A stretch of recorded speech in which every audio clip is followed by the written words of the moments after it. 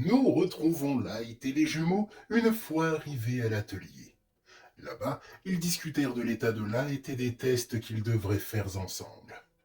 Ils notèrent les expériences à faire et les rassemblèrent en trois objectifs. Mais ils ne pouvaient malheureusement pas expérimenter dans le camp, car ce serait trop dangereux si Light perdait le contrôle ou si quelqu'un découvrait son secret et le répétait aux autres. Du coup, ils donnèrent une mission à faire à Light. Il devrait sortir du camp et en compléter le plus possible. Mais bien sûr, il fallait faire attention au Sarko. Parallèlement, Julian avait demandé une réunion d'urgence entre les deux camps et avait annoncé les dernières nouvelles à la base. Comme il a dissimulé le fait que Light s'était fait mordre par le Sarko et avait juste dit que le combat avait été rude, qu'il avait pris un mauvais coup et s'était évanoui devant les tours. Les nouvelles inquiétèrent autant qu'elles leur donnaient de l'espoir. Après la réunion, les marchands commencèrent donc à remballer leurs affaires et les personnes qui devaient accompagner le convoi se préparèrent. Nombreux parmi ceux qui avaient déjà participé à la mission d'escorte jusqu'à la base redoutaient un nouveau désastre. Certains éclaireurs des tours, comme de la base, ayant décidé de ne pas accompagner le convoi. Ce qui a généré quelques conflits entre ceux qui refusaient d'y aller et ceux qui participaient à la mission. Des joutes verbales à base de lâche ou de dégonflé, ou encore égoïste d'un côté, et de l'autre des réponses du genre « Vous ne savez pas de quoi vous parlez, vous êtes fous !» jusqu'à ce que l'un d'entre eux lance Vous ferez moins les malins quand ça va vous arriver. À partir de cette dernière phrase, certains en passèrent aux mains. Heureusement, la confrontation ne dura pas très longtemps avant que les chefs de groupe et de la base ne les séparent. On peut dire que c'était un peu le troisième groupe qui comprenait la peur et la frustration des deux autres groupes. Ils essayèrent de raisonner et calmer tout le monde, servant de voix de la raison pour expliquer que certains étaient sortis traumatisés de la dernière mission et qu'il ne fallait pas les contraindre à y retourner, car ça n'aiderait personne et pourrait même être plus risqué si les personnes forcées décidaient de fuir au pire moment. Et que d'autres participaient à la mission malgré leur peur et que ça pouvait les frustrer de voir leurs camarades reculer face au danger. Finalement, tout ne fut pas magiquement réglé, mais au moins le conflit fut calmé. De fait, nous avions d'un côté Light qui devait remplir ses missions données par les Gémeaux, et de l'autre, la base et les membres de la guilde qui tenteraient le lendemain de quitter la ville. Sacré programme! Mais bon, concentrons-nous plutôt sur Light, de fait, qui, à peine réveillé de son micro-coma, s'apprêtait déjà à sortir, se sentant en pleine forme et ayant besoin de se changer les idées. Néanmoins, il y avait deux petits soucis.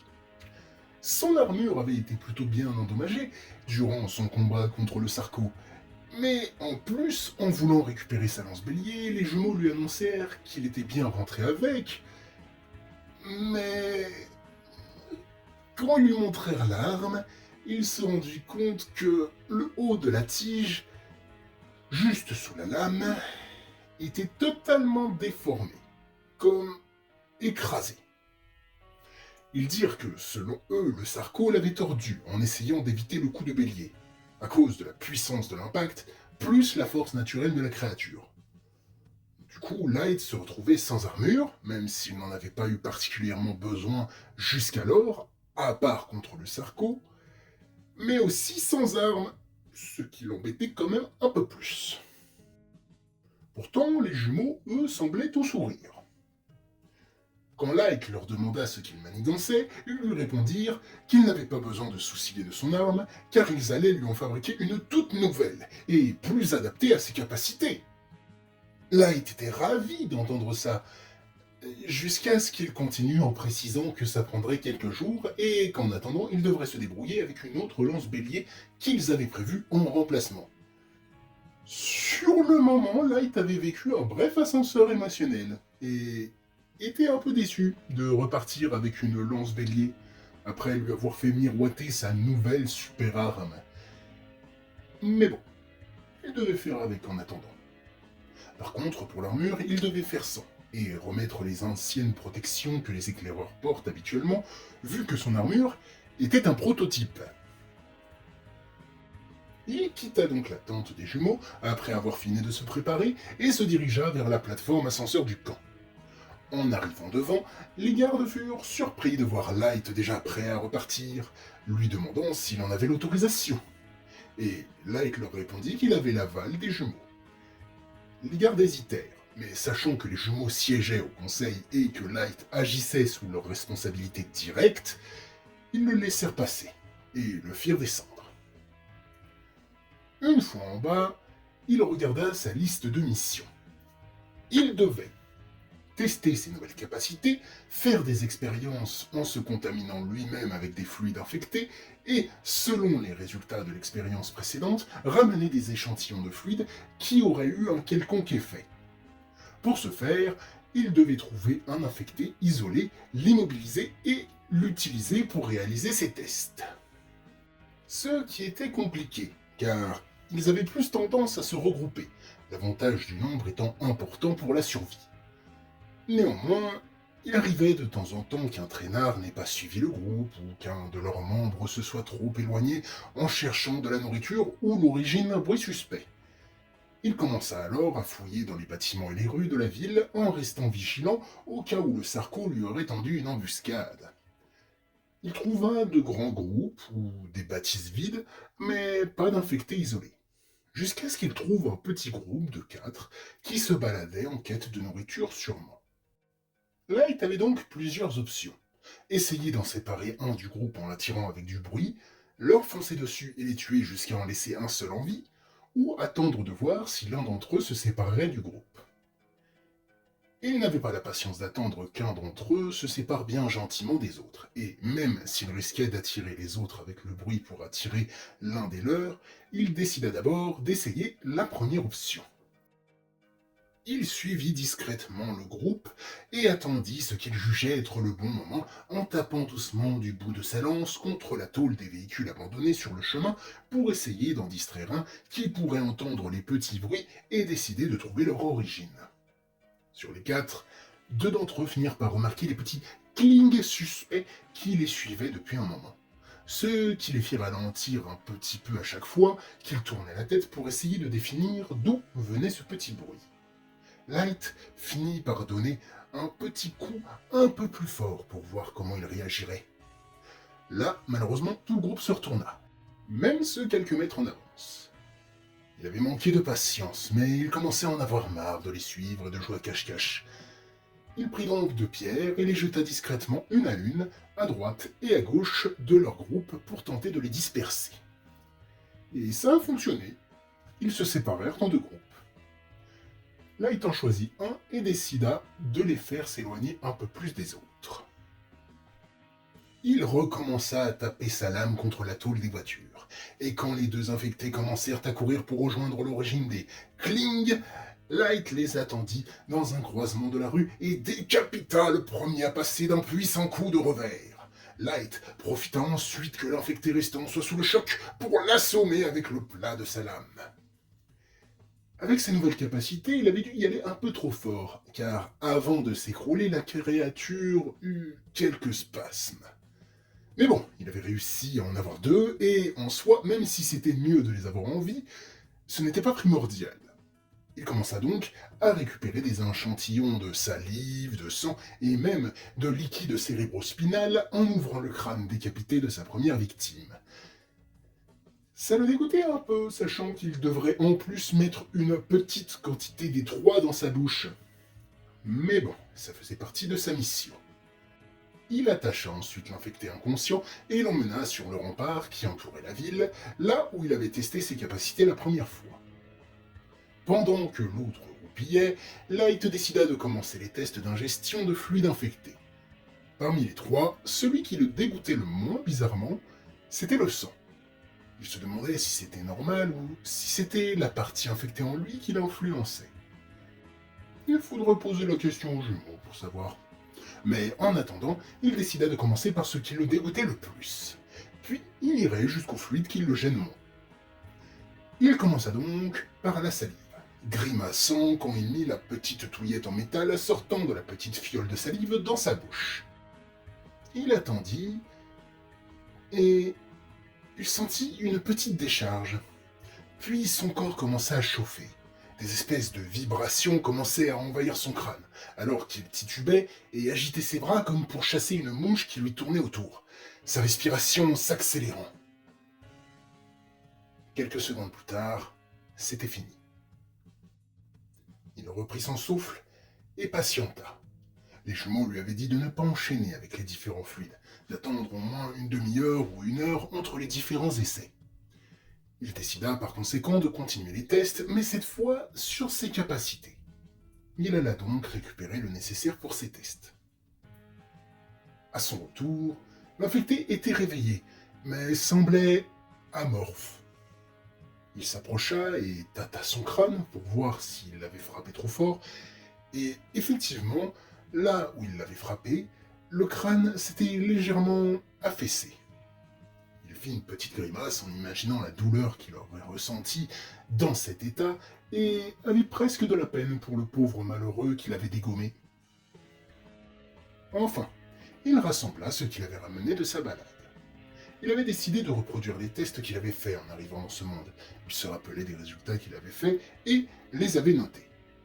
En fait, après s'être positionné, il prit une grande respiration et se propulsa en avant de toutes ses forces, se sentant presque décoller avant de se réceptionner tant bien que mal à l'atterrissage.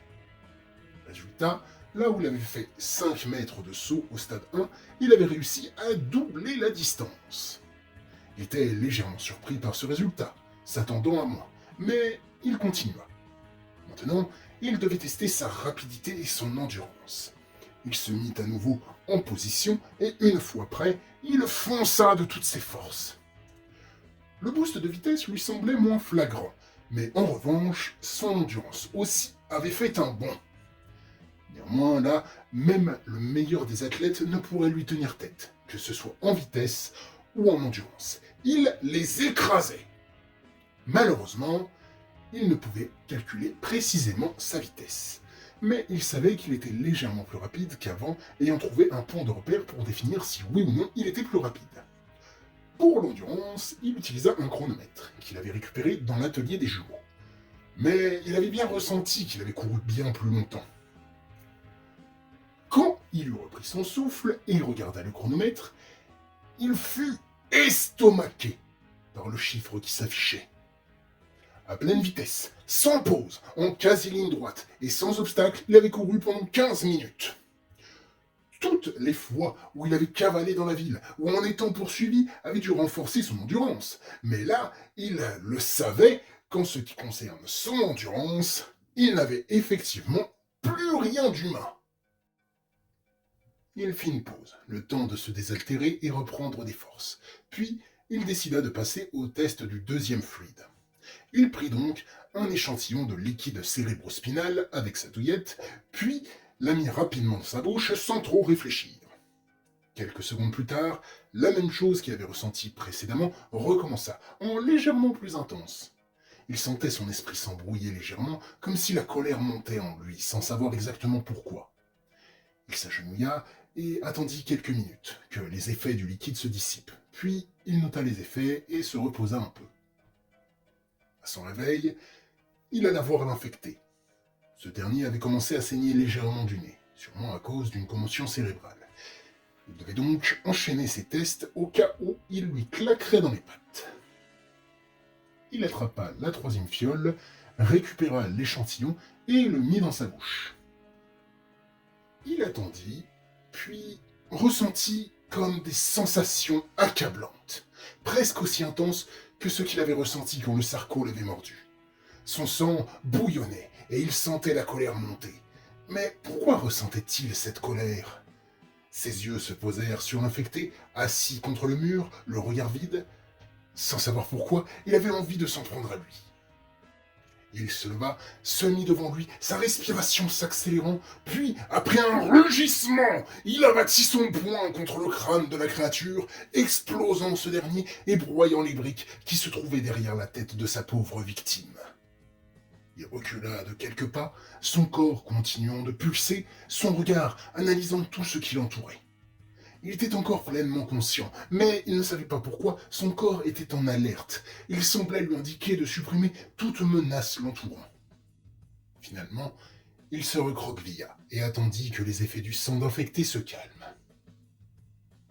Quand les effets eurent disparu, il prit le temps de se poser, se demandant pourquoi le sang avait eu cet effet sur lui. Encore des questions à poser aux jumeaux. Enfin, une fois reposé, il se dépêcha d'aller récolter du sang sur le cadavre de l'infecté qui lui faisait de la peine. Il s'en était vraiment pris plein la tronche, littéralement. Enfin, il lui restait ses tests de force. Et même si l'état de l'infecté et du mur après son coup de poing semblait parlant, il décida quand même de jeter le pot de fleurs et la poubelle pleine qu'il avait ramenée. Soit dit en passant, la poubelle était clairement plus légère pour lui que la première fois, sans l'ombre d'un doute. Il les lança, et résultat du test, le pot de fleurs est parti tellement loin qu'il a disparu entre les arbres de la forêt, montrant qu'il a dépassé les 20 mètres, et la poubelle était partie 2 fois plus loin que la première fois, à peu près à une dizaine de mètres donc. Il nota les résultats, conscient des capacités qu'il avait gagnées, puis repartit en direction des tours, alors que le crépuscule arrivait. Sur le chemin, il ne put empêcher le flot de pensées qui défilaient dans sa tête. Tout ce qu'il avait appris durant la journée, toutes les pensées qu'il avait refoulées, l'envahissaient désormais. L'angoisse et l'amertume le dominant quand il réalisa qu'il n'avait plus grand-chose d'humain, et qu'il pourrait être une menace encore plus grande pour Sorel et les autres, s'il perdait un jour le contrôle. Mais il savait que, malgré la situation avec elle, s'il quittait à nouveau le camp, elle remuerait ciel et terre pour le retrouver. Et puis, avant tout, il fallait s'occuper du Sarko et des autres.